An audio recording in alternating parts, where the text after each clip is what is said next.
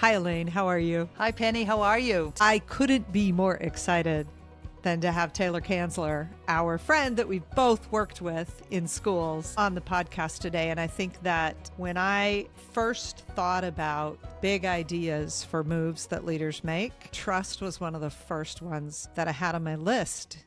And I just, take a minute and say something about what you've learned about trust. One of the things that actually I learned from Taylor in working with her when she was a department head is the fact that how much trust influences confidence in the work that is just so challenging for us. And I think, Penny, when we did our research, our action research for this work of trying to develop these very, very small but doable moves for our colleagues that are administrators, I think we immediately thought of Taylor and her experience as a department head and how she managed to just develop trust amongst her colleagues in order to do some of the work that she wants to do.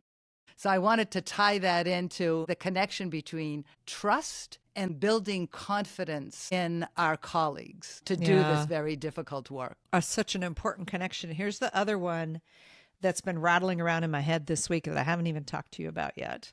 And that is that every time I sit with teachers that are frustrated with the current curriculum or current instruction or current leadership, they will say, I can't do that. And I will say, well, who says you can't? And I think that the other side of trust is if a teacher doesn't feel they can try something because they don't feel trusted. And that prevents them from even jumping in and going, can I do this? It's so complicated, don't you think? It isn't enough. I mean, no one ever said to me, hey, why don't you try to give kids a lot of free choice in reading and see, you know what I mean? Like nobody was like proposing. I was saying, this is not helping my kids, what we are doing as a department, and I'm going to start doing something else. But I didn't ask permission. But it's also courage. When you have someone's trust, it gives you the courage to move forward with this in such a very challenging time. When we asked Taylor to write, she used this great phrase, trust is the coin of the realm. And we both were like, I know. Welcome, Taylor. Hi, I'm so happy to be here with you two. The best. It's like a treat, Taylor. It's a treat. I'm so excited. I love talking to you too. Could you tell people who are listening what you do and who you are? I'm Taylor Kanzler. I am a high school English teacher and sometimes Spanish teacher. I'm currently living on the coast of Maine, where I teach at a public high school. My 19th year in the classroom. And while I'm originally from the beautiful White Mountains of New Hampshire, my teaching career has taken me to a lot of different places. I've kind of experienced a lot of different school cultures, a lot of different student populations, a lot of different leadership styles. So when you said trust is the coin of the realm, will you put that in context for us? Yeah, it's not my quote. I wish that I was that clever. That quote came to me actually through my friend and colleague, Dan, who is the librarian at the school where I work. And like so many librarians, he's just full of so much wisdom and knowledge and jack of all trades. And he and I were scheming, as we do. He's also a great co-conspirator. And I said, do you think that the leaders will let us try this thing that we want to try? And he said, well, trust is the coin of the realm. And I looked at him and said, what is that from?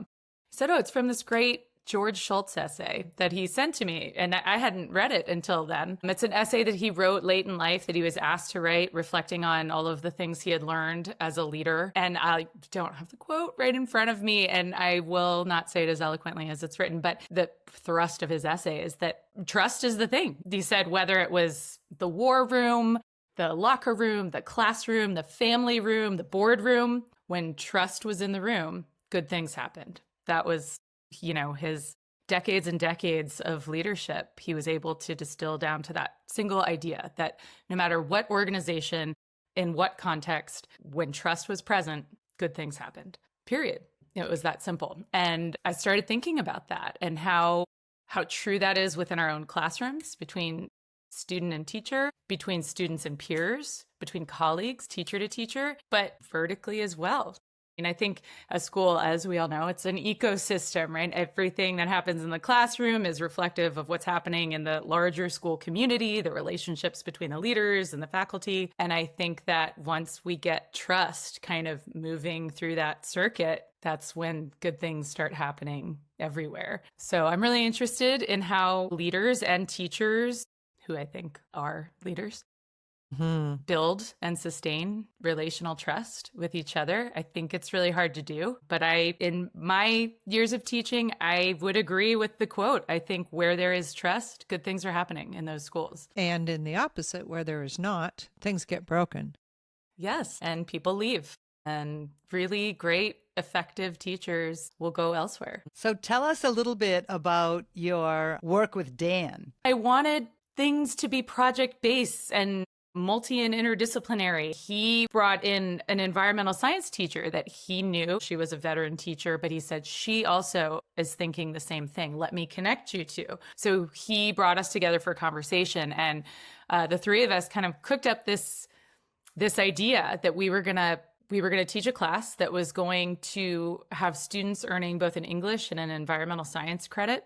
We named it If This Land Could Talk, the stories of Maine's people, forests, and waterways. It would run over 2 periods, which was a huge ask. That wasn't something that was happening scheduling wise. Everyone said, oh, it'll be a nightmare. You won't be able to do it. You're going to run into this barrier and that barrier. And I kept saying, okay, but surely there's a way around. The water will always flow around the boulders, right? We have to just find the course. And we did. We sat down with the scheduling people. We were really transparent with department members who might be affected by these changes, let them know what we wanted to do, why we wanted to do it, gained their trust, their support, their enthusiasm. And eventually we were able to launch this course. So we had a group of, our initial run was 20 students who signed up, grades 10 through 12, mixed grades. We had students coming to us from the functional life skills special education classroom. And we had students who were giving the speech at graduation, salutatorian, heading off to top tier universities. I mean, we had kind of students from all different backgrounds, ability levels. And that was also something that was new and not happening anywhere in the school. So that was really exciting. And that was part of the design. And we planned for students to create podcasts, which we kind of went back and forth on whether or not podcasts felt like something that teenagers saw as relevant. But it turned out they did. It turned out that podcasts, I think there was a sweet spot. They were familiar with podcasts. They didn't have enough familiarity to have a real opinion about them, to be turned off by them or overly excited. So there was some curiosity. It was novel. They were doing what they called podcasting in classes, which really just meant they were recording an essay that they wrote into their iPhone. We were talking about doing some really sophisticated sound engineering, going out, practicing interviews, getting ambient noise from different environments, using professional tools to really kind of piece together this true story that is meant for the audio medium, for a listening audience. And that was new for them. So the novelty was exciting. They definitely saw the work of creating a podcast as being relevant in the skill set to the things that they were imagining doing in their life and in their future. So that buy-in was really awesome. You talked about buy-in from 2 really important groups of people in this so far introduction. And one of them was your colleagues. And the other one is students themselves, who often have very different kinds of buy-in around tasks, right? What your colleagues think is important and what students think is relevant, as you said, to their own skill set and their own hopes and dreams. Did you have any of those conflicts? We did a bit. In fact, there was a lot of back and forth around which students would be eligible to earn English credit for this class.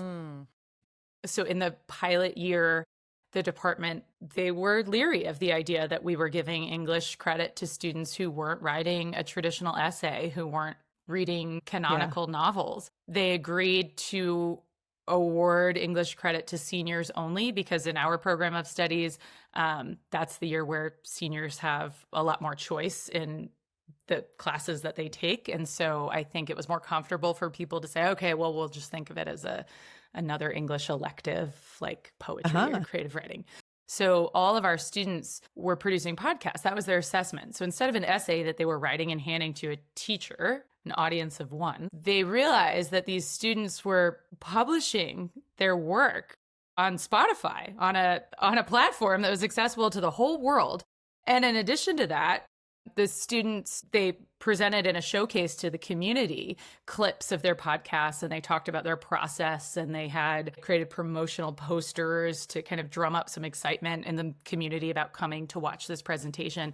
And I think that the quality of the work that the students produced was so evident. And it was evident because they worked so hard knowing that people were going to see it. It's not just my one English teacher who's going to see this essay that I don't care about. Like my parents, my grandparents, all these neighbors, it's going to be on Spotify. My family down in Virginia can access it. And all of a sudden that became a lot higher stakes to them and a lot more real. And so they worked really hard. And I think that was the thing more than anything else that some of the more traditional veteran teachers were able to kind of pivot on and say, well, there's something to that. I don't think we sold them completely on podcasting. I don't know that we sold them completely on the interdisciplinary nature of the class, but I do think that we were able to shift their thinking a little around the importance of authentic audience and assessment. So Taylor, what was the influence of the support that you got from your either the principal or the administrator that supported? Because we know that in today's culture of schools, principals still tend to manage the curriculum. And I'm just, for someone out there who is listening to you and says, oh my gosh, I would love to try to do this in my school. What was the role of the principal or your administrator to support this, to make this happen? We're really lucky to have both a principal and a superintendent and a director of learning and instruction who were all really supportive and all really excited about something new. And about that proposal coming from teachers. The role that they played, they really guided the process of the proposal. So there's a formal proposal that we had to create for the course that asked us to think through a lot of things we weren't necessarily thinking about when we just started scheming together over coffee one morning. A lot of the logistics, but also some of the more academic aspects of it, a lot of the kind of curriculum-based questions. What are the enduring understandings? What are the essential questions? What are the transfer goals and skills that you have for these students? And so it kind of really pinned us down and made us think in a lot more of a structured way about what we were doing. And I think that was guided by the admin. I think they initially met us with enthusiasm, support, but really kind of wanted to make sure that this was something that we had thought through really deeply and that we had worked out the details on. And they were part of that process. They joined those discussions and they were part of the kind of proposal drafting.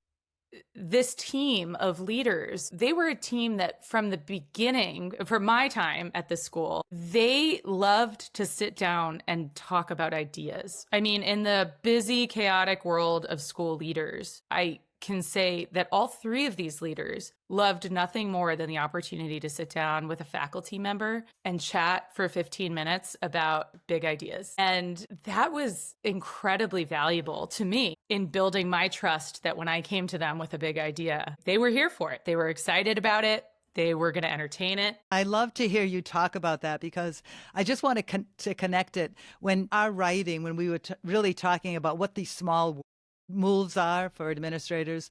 One of the things that we found and talked a lot about in our action research, and your piece was part of that action research, and that was really unleashing potential.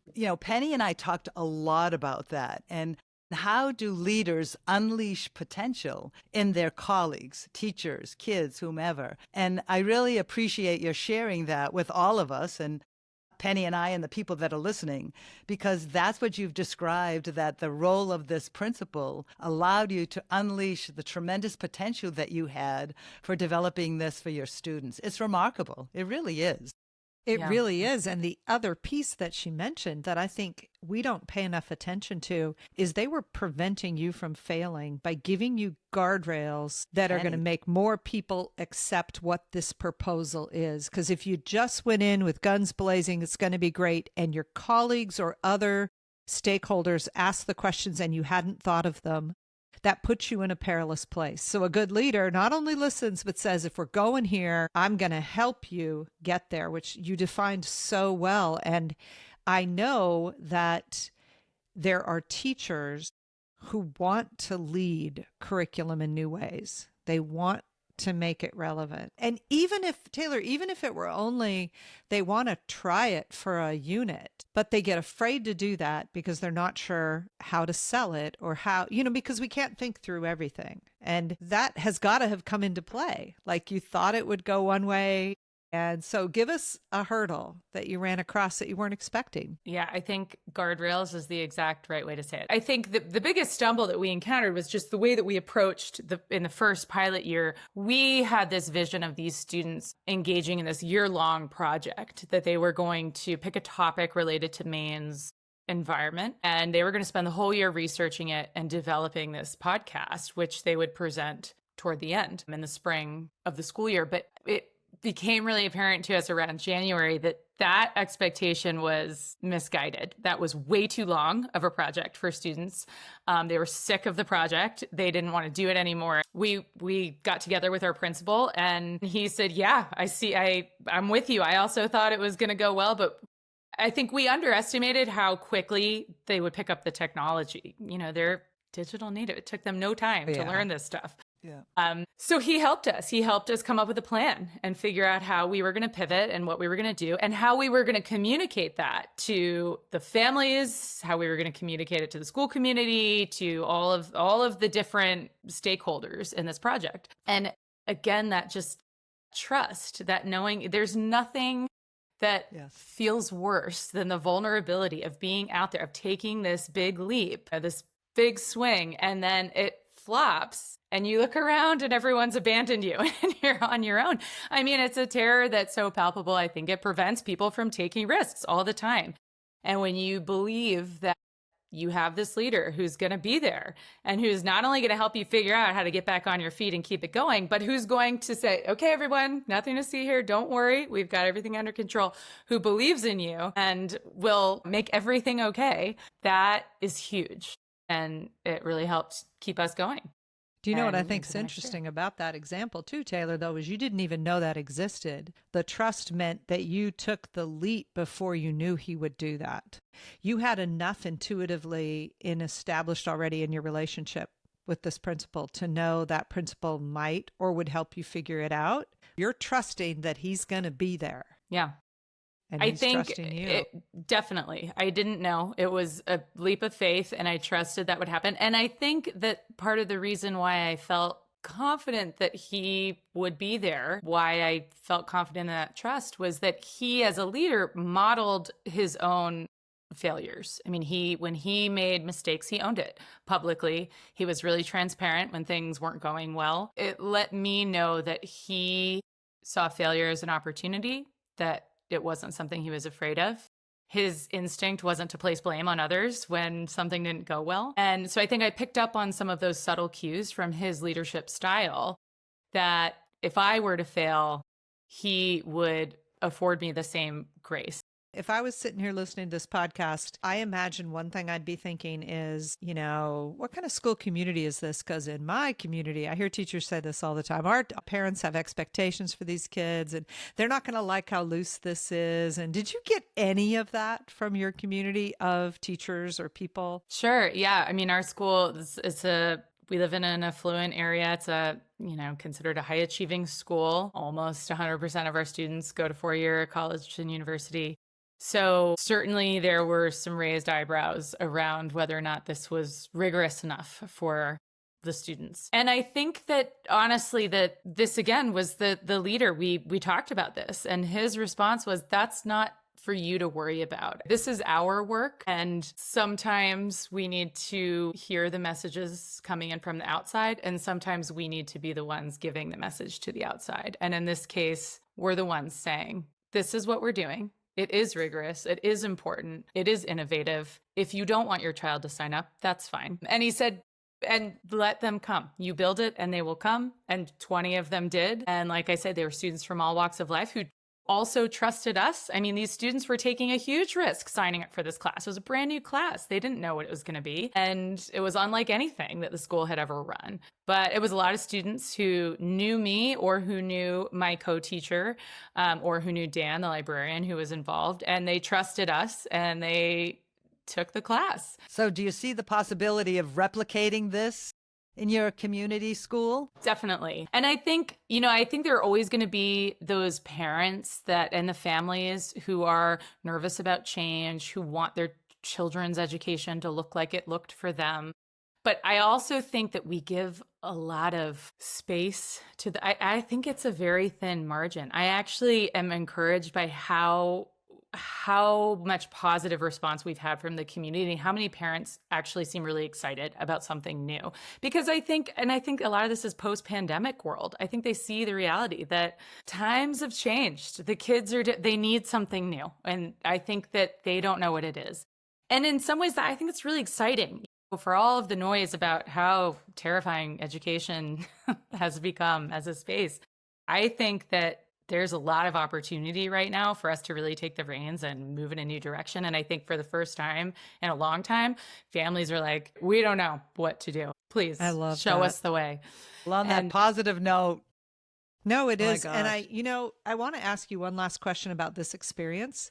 And that is that it had to have had an impact on the rest of your teaching, the teaching of your regular classes. Did it? Yeah. I'm always trying new things. I never do the same thing year after year, some things, but it definitely made me consider the importance of getting students outside of the classroom. I think that for all of the ways I try to innovate within my four walls every year, I often don't think about how we can just go outside. And I'm lucky enough to live in a place where the outdoors are beautiful and inviting and accessible. And we, I think through teaching this class, which is largely taught outside of the school, we're on site visits and all over the place. I've started taking my own English students and, English 2 outside a lot more, and also looking at opportunities to really get them in spaces in the community where they can really mine for stories and information and things that feel a lot more authentic and rich than sitting in the classroom looking at another text. So that was probably the biggest way that it's changed my teaching. It's that validation. This experience, I can hear it in the excitement of your voice, how it really validated your beliefs about some of that information and your practice. As Penny and I know the practice that you tried to do all the time with your teaching. And I think that listening to you, having had this experience, what I hope the listeners who are listening to you hear that same excitement. And although perhaps they may start at a smaller scale, simulate things in the classroom that represent this. I hope people won't get discouraged of making a big leap, because those small steps make a big, big difference. What's a great book you'd recommend? I am in the middle of reading Shuggie Bain. Did you ever read that book? No. I've been told for years I must read it, and I'm finally reading it, and it's incredible. It's a beautiful book. Read that. Thank you. Yeah. That's such a good recommendation. Taylor, as somebody who got to see you in a classroom in my first book I ever wrote, there you were, and I put you in it in a teacher's classroom, to someone who got to teach beside you and think beside you and be in a PLC with you. And then when you were my department chair, right? And now we have to go find you because you don't live in the school where we live. I just think that your inspiration that you've shared with us today changes people, don't you think? Exactly. Yeah. Absolutely. So thank you so much for your time and your energy. I feel so lucky to know both of you. Taylor, it's been wonderful. Thank you so very much.